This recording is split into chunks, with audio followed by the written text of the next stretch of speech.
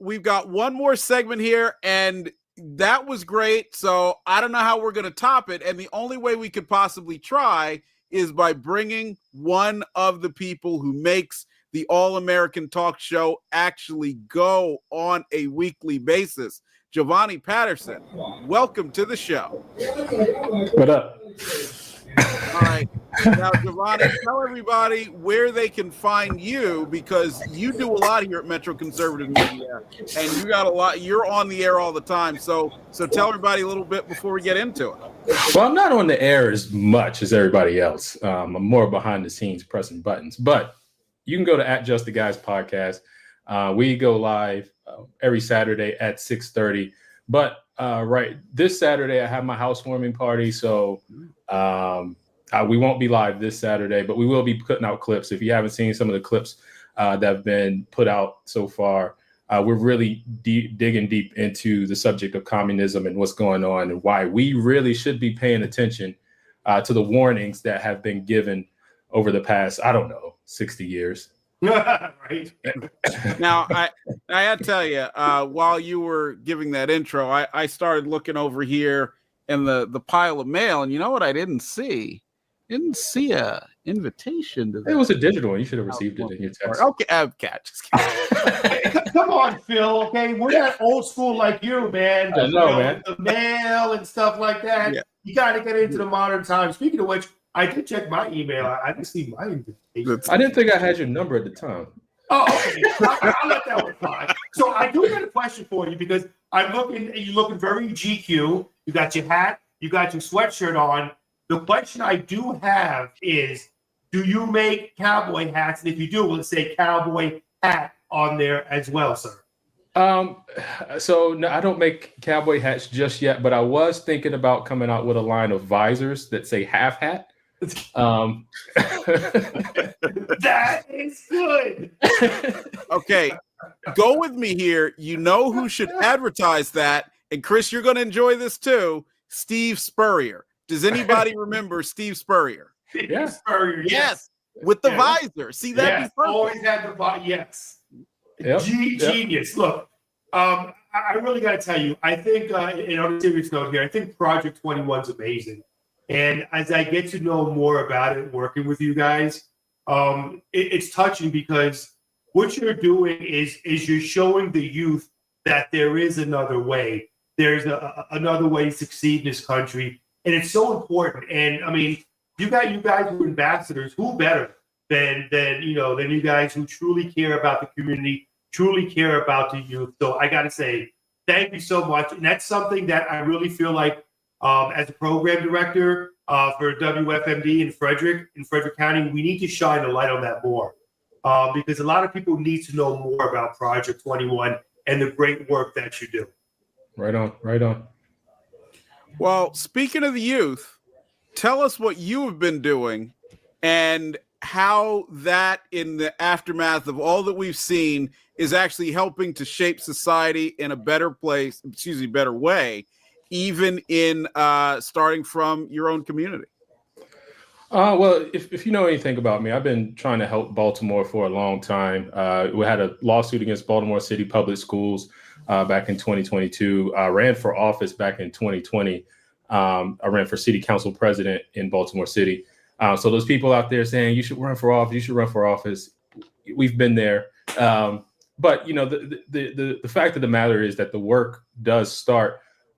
Just each one reach one, and if you don't get an elected position, you still find ways to do things.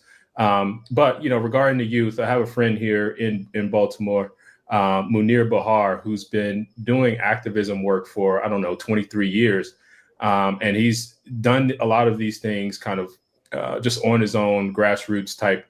He actually led a 300-man march here in Baltimore City after the Freddie Gray uprising and riots and things like that, just to say we can do better as a community.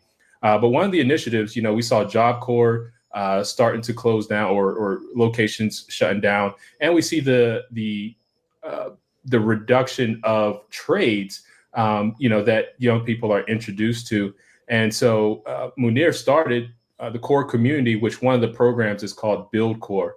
And Build Core is a program that takes young men through a 6-week course of learning how to measure, cut, and fasten building materials. Now, these are basic skills that, that I think anyone, if you own a home, if you or want to get a job in construction, you should know. So these are skills that you can take with you regardless of where you go. So just this past weekend, we did do a graduation ceremony for the youth that we had this session. And with that, we had 11 youth that started, and 8 of them finished and completed the program. And this is them actually holding up citations from Delegate Sean Stinnett, who recognized the work being done in that program. And so these young men had their families attend, and that wall behind them is a wall that they actually built. So they actually laid out all the materials, measured, cut it, did all the cutting. So with the circular saw, and the chop saw, they did all the cutting themselves, and the age range is 13 to 19. So these guys, went through the process, stuck with it. So it's total of 12 weeks because it was 6 sessions every other week. So these guys came for a total of 12 weeks through this project. And again, last week it had that graduation. So that's just something that we're doing.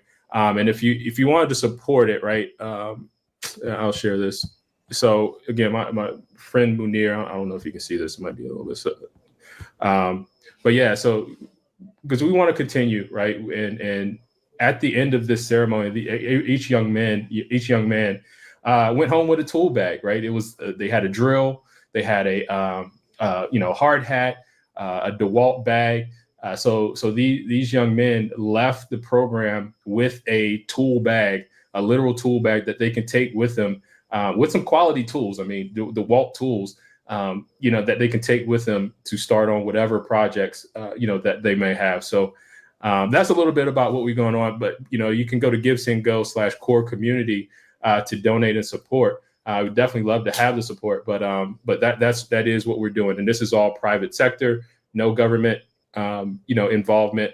It's just let's allow the private sector to address this need of fulfilling like a next generation of talent, particularly in the trades.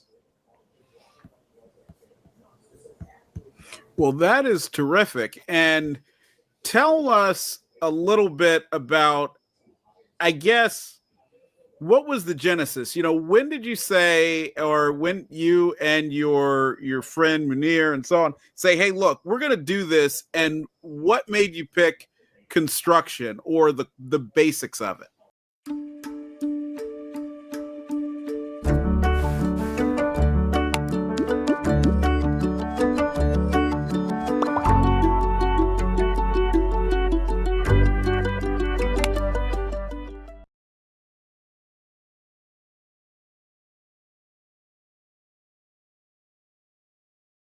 Hi, everyone. I am your new editor-in-chief. How many of you have written for a paper before? I've tweeted. You've tweeted? I'm in a group. Well, so it's one of Munir's projects, to be honest. And I'm a big supporter of it, right? I'm 100% with it because I have recognized that all students aren't going to be driven into this path of go to college.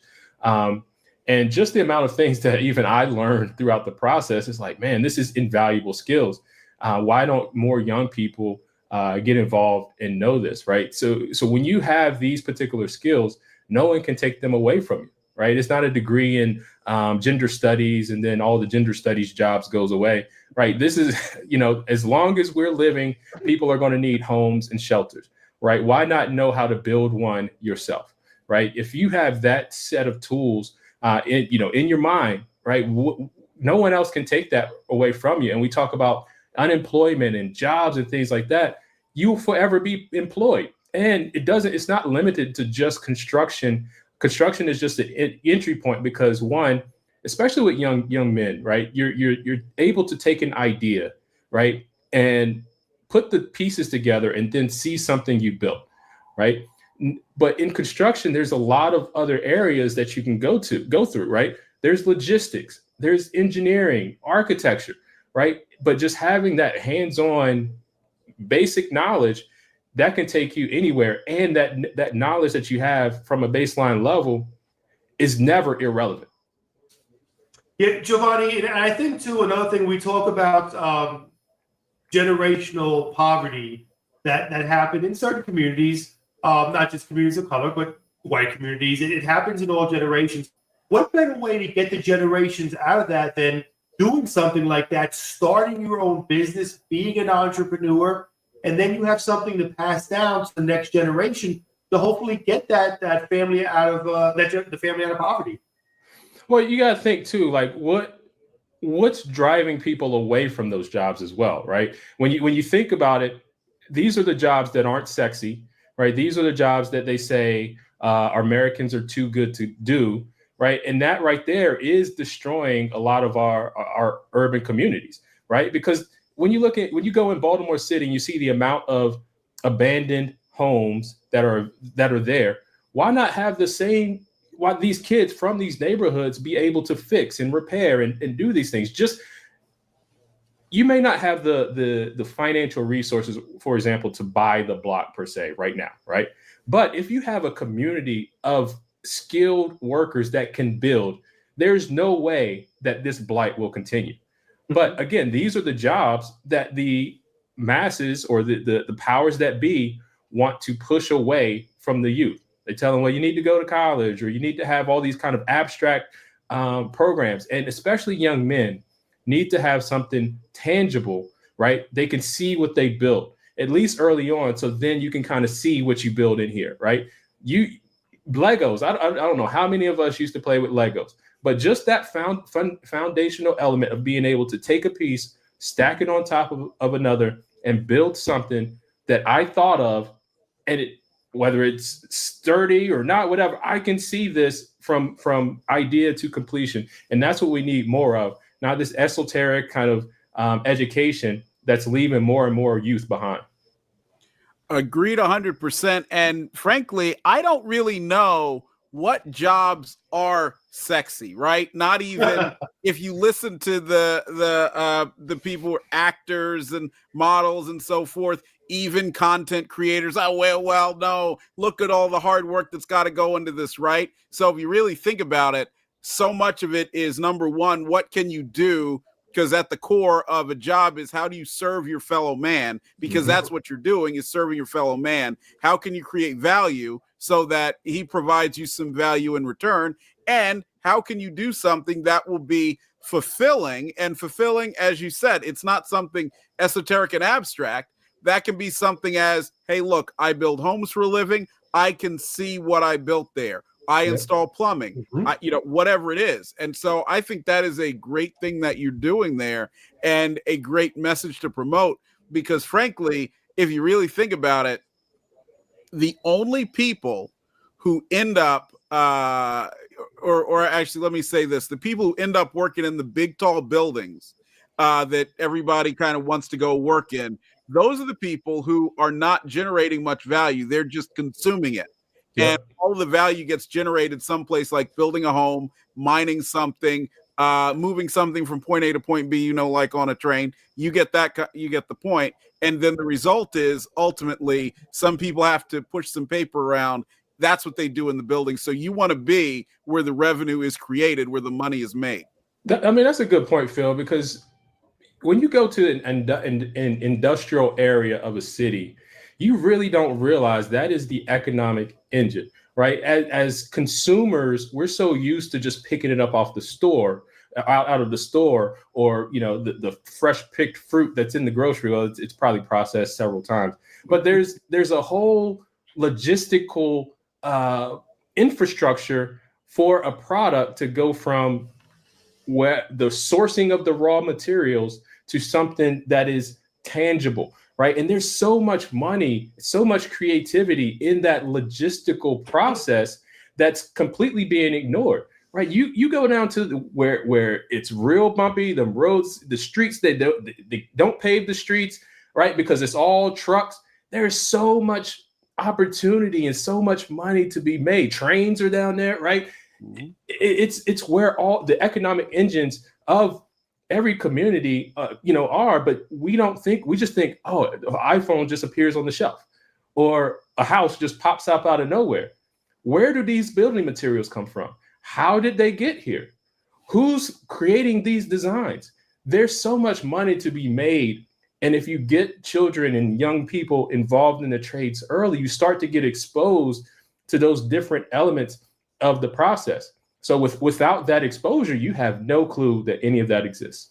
So the cool thing is, I'm sorry, Phil, I apologize. Jovani, the cool thing is we talk about when you're building things, you're building houses, you're building buildings, you look at that building, and wow, I had something to do with that. I made that. It's a sense of reward. You take a look at radio. Everybody thinks radio is a sexy job. Look, I'm on the air for 3 hours. Yeah, that's fun. But afterwards, guess what I have? Boring meetings.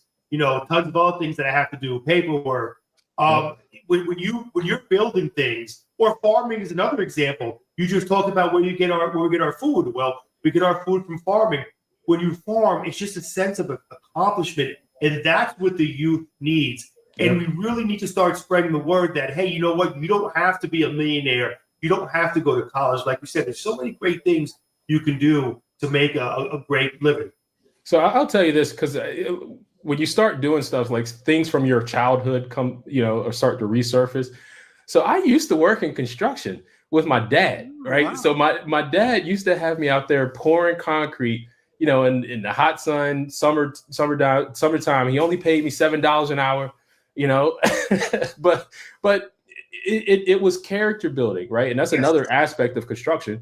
It's very character building, and those skills, they stuck with me till today, right? And then I actually started my my technology career in construction because I used to pull cable in buildings. So, to your point, there's tons of buildings around Baltimore City where I'm like, oh man, I remember that when that building was built, I actually pulled cable, on several of the floors.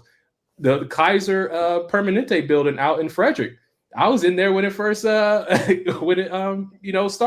So I was pulling cable in that Kaiser Permanente building out in Frederick.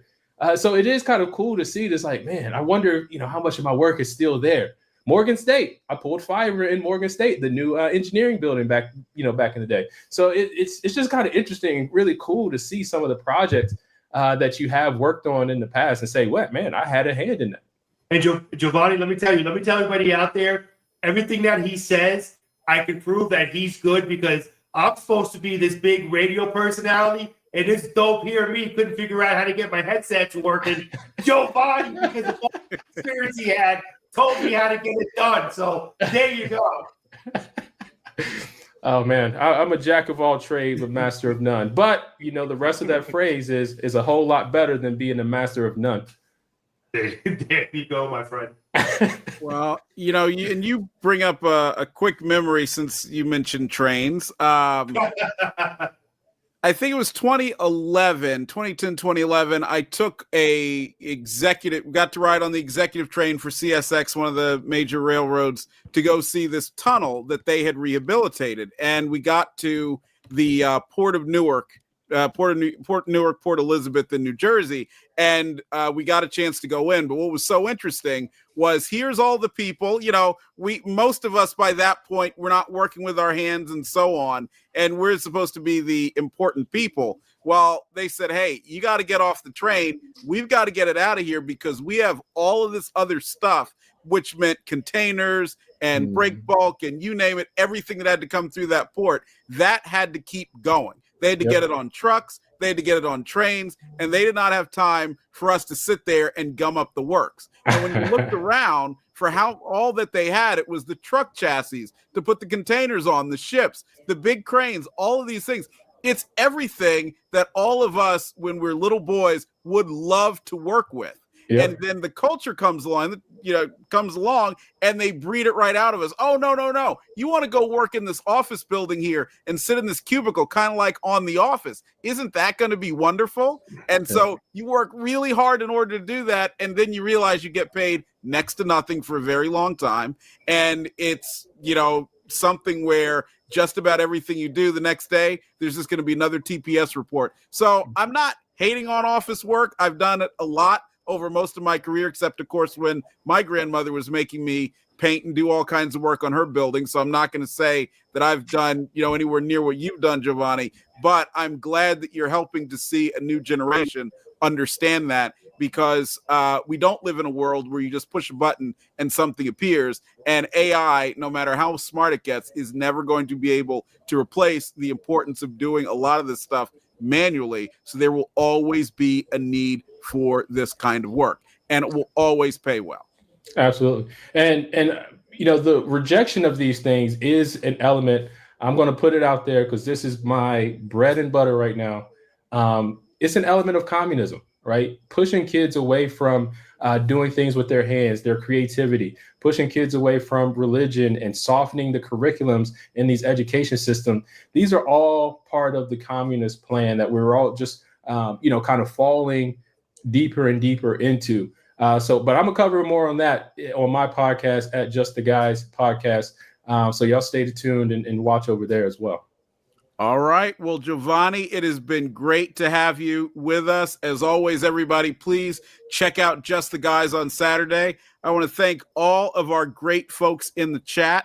One thing I want to point out here, Alex Zero, while we were having that conversation about TV shows, mentioned a couple that were my favorites, 227 and Family Matters. If you all remember 227 and Family Matters, those were awesome shows, a lot of fun.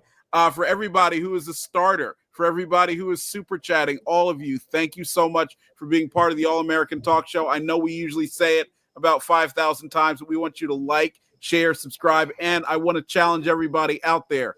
Next week, I want you to come back to this show. We'll be starting 6:45 p.m., and I want you to bring one other person. I don't care if they're a liberal Democrat, a total communist hater, a fellow conservative, or whatnot. I want you to bring them here so that they can not only enjoy the show, but share what they think in the spirit of Charlie Kirk. Chris, what do you have to say? You're forgetting another great show. Remember Amen with Sherman Hemsley? You remember that one? Of course I do. Amen was amazing. What did Thelma always say? Reverend Dr. Reuben Gregory, because she was in love with him until she married him. Remember that? Yes. So let me tell you real quickly, my greatest memories being of my generation, Friday nights, and you mentioned it, you had TGIF on ABC, and I'll make this quick. I know we got to go, fellas. I'm sorry I'm holding you up, but say it. Perfect Strangers, Full House, Family Matters, and then that last show always went between Step by Step and different other shows. And then Saturday you had The Golden Girls, you had Empty Nest, you had Amen, and you had Nurses on Saturday on NBC. Man, I'm getting old.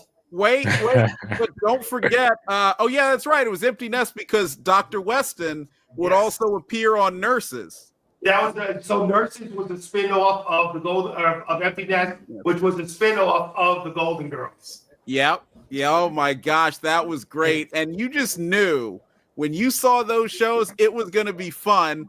And it was also good entertainment. The whole family could watch it. It wasn't without, situations, but it certainly wasn't the garbage that you see now. Listen, yes, I'm with you. I'm getting old too. Families could watch it as long as they weren't watching Blanche, but man, you want to talk about old school MILF? Oh, Blanche was it. I'm sorry. I'm taking you to a whole different direction, fellas. Thank you so much for having me on. Really, truly appreciate it. You both are amazing. You all do amazing work, and I tell you, you got a fan for life on this show. Even when I'm not on, I'm going to be tuning in. Thank you so much. Well, Chris, you got fans for life right here. WFMD is great because you are making it great. Amazing program director, amazing host. I will be tuning in. I hope all of you out there will be tuning in as well. And by the way, even if you're not in Frederick, Maryland, you can go to 930wfmd.com, right? That's WFMD.com. Yeah. WFMD.com, and you can listen anywhere. So you're traveling abroad, you're traveling across the country, you live in some place unfortunate like New York. Make sure, I'm talking about New York State, not New York City or Westchester. Let me be clear. Because we like that. You can listen to it. I hope you do. And as always, everybody, stay sharp, stay strong, and stay free right here on the All-American Talk Show. Thank you.